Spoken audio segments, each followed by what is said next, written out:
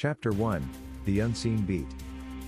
The neon lights of Club Echo blazed against the night sky, a pulsating beacon for those seeking escape from the mundanity of their lives.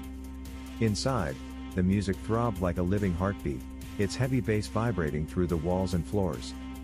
The crowd moved in a synchronized dance, lost in the rhythm, their faces illuminated by strobe lights and the glow of the dance floor. But as the night deepened, something else stirred in the shadows. Lila Connors, a freelance photographer known for her vibrant nightlife shots, had come to capture the energy of Club Echo for a magazine feature. She navigated through the throng of bodies, her camera clicking rhythmically, trying to capture the essence of the club's chaotic beauty. The night was alive with energy, but an uneasy sensation tugged at the edges of her awareness, like a faint echo of something amiss. As she climbed the stairs to the VIP area, she noticed a section of the club that seemed oddly quiet. The pulsating lights cast long, eerie shadows along the walls, and the music seemed to grow fainter. Her curiosity piqued, she slipped into the secluded lounge, a space usually reserved for the club's elite patrons. In the dim light, she saw a figure at the far end of the room, a man standing alone, his back to her. He was dressed in a suit that seemed out of place, as if he had stepped out of another era. His presence was unsettling, an anomaly in the sea of modern revelry. Lila approached him, her footsteps muffled by the thick carpet. "Excuse me, sir," she said, trying to keep her voice steady. "Do you mind if I take your picture?" The man turned slowly, revealing a face that was both captivating and disturbing. His eyes were dark voids, and his smile was too wide, too perfect. He stared at her with an intensity that made her shiver. "Certainly," he replied, his voice smooth and eerie. "But first, you must understand the rhythm of the night." Before she could respond, the lights flickered violently, plunging the room into darkness. The music cut out abruptly, replaced by a low, haunting melody that seemed to emanate from everywhere and nowhere at once. Lila's heart raced as she fumbled with her camera, trying to adjust to the sudden change. When the lights returned, the man was gone. In his place, a dark, swirling mist seemed to hang in the air. The atmosphere had shifted, the once vibrant energy now replaced by a palpable sense of dread. Lila's instincts screamed at her to leave, but she hesitated, her curiosity outweighing her fear. Chapter 2, The Pulse of Fear. The club had grown quieter, the once throbbing bass now a faint murmur in the background. The patrons, who had been lost in their own worlds moments before, now moved with an uneasy, almost robotic precision. Their faces were blank, their eyes distant. Lila's unease deepened as she wandered through the now silent club. She noticed the changes more acutely, the shadows seemed darker, the corners of the room more oppressive. The vibrant energy of the dance floor had been replaced by an unsettling quiet.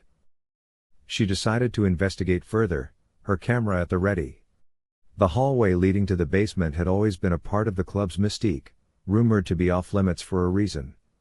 Now, it seemed to beckon to her, an invitation she couldn't ignore.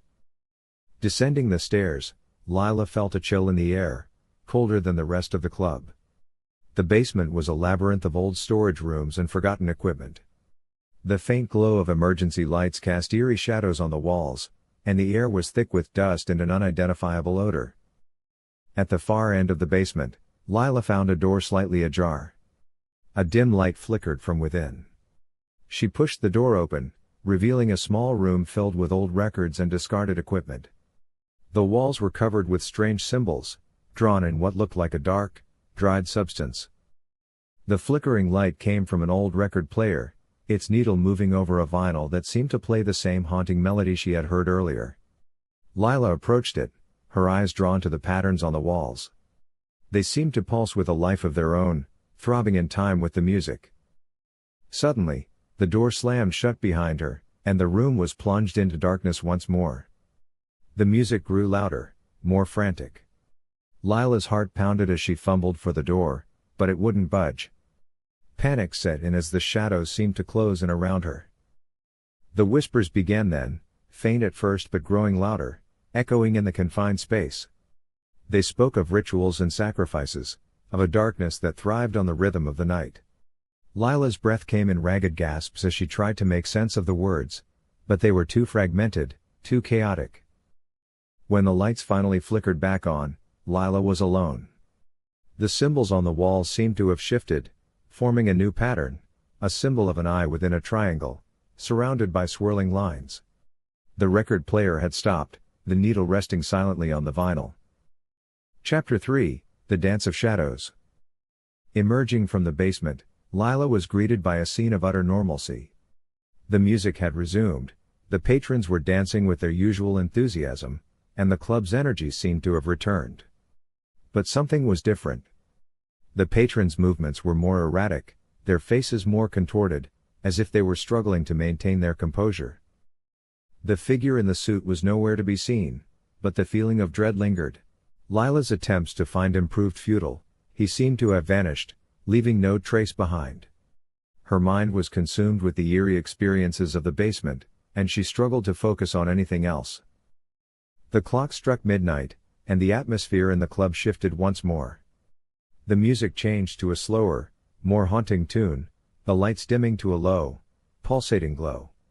The patrons' movements synchronized with the new rhythm, their bodies swaying as if possessed by an unseen force. Lila watched in horror as the scene unfolded. The once vibrant club had become a stage for a macabre dance, the patrons moving with a deliberate, unnatural grace. Their faces were blank, their eyes glazed over.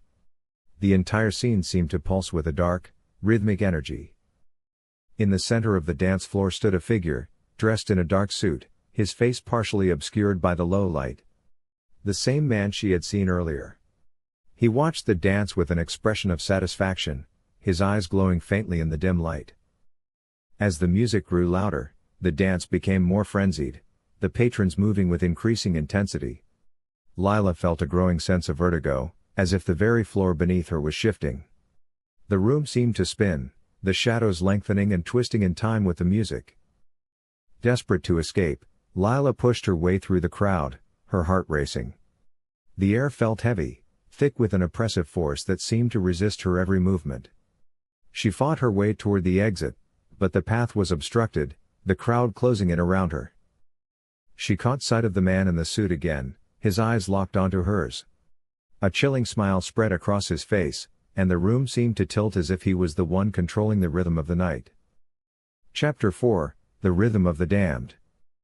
Lila finally broke free from the crushing crowd, stumbling into the club's back hallway. Her breaths came in ragged gasps as she tried to regain her composure. The oppressive darkness of the club seemed to follow her, the echoes of the haunting music reverberating in her ears. She found herself in a narrow corridor lined with old, dusty mirrors. The reflections were warped and distorted, adding to her sense of disorientation. Each step she took seemed to amplify the eerie rhythm that thrummed through the walls, as if the building itself was alive and feeding off the darkness. The flickering lights above cast long, wavering shadows that danced along with the music. She could still hear the faint strains of the haunting melody, now interspersed with low, guttural chants that sent shivers down her spine. As she reached the end of the hallway, she came upon a door marked with the same symbol she had seen in the basement, a triangle enclosing an eye. It was slightly ajar, and a dim, reddish light spilled into the corridor. With a mixture of fear and determination, Lila pushed the door open. The room beyond was a small, hidden chamber, lined with dark, velvet curtains. In the center stood a ceremonial altar, covered with strange artifacts and symbols. The air was thick with an acrid, smoky scent, and the walls were adorned with photographs of past club events, each one showing a crowd with eerily similar vacant expressions.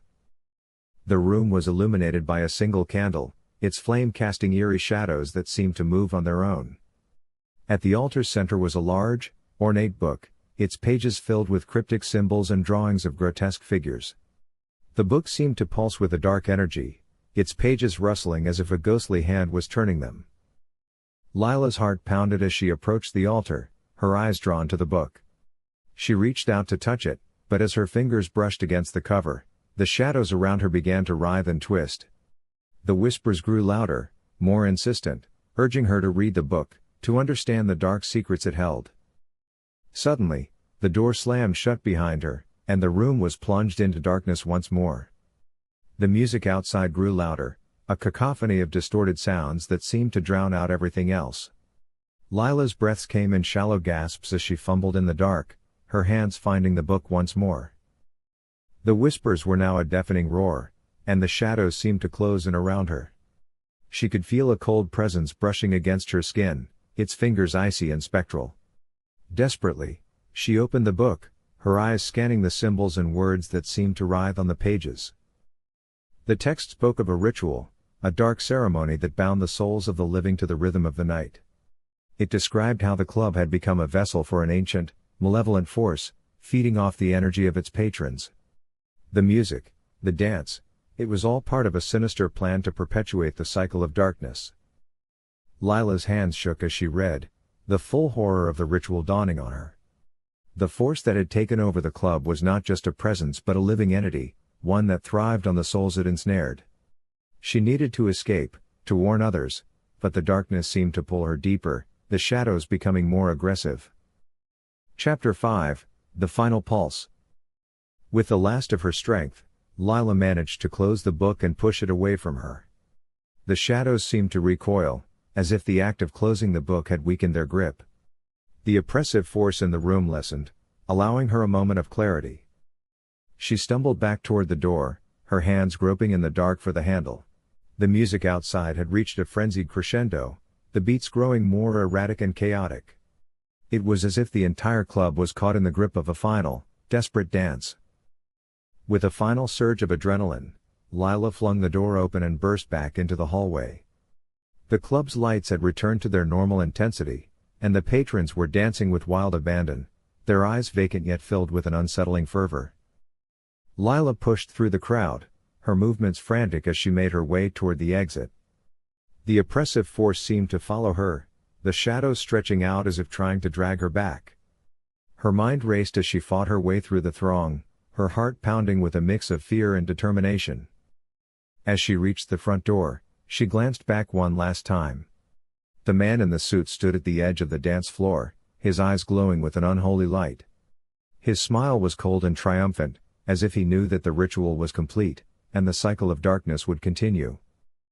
Lila burst through the door and into the cool night air.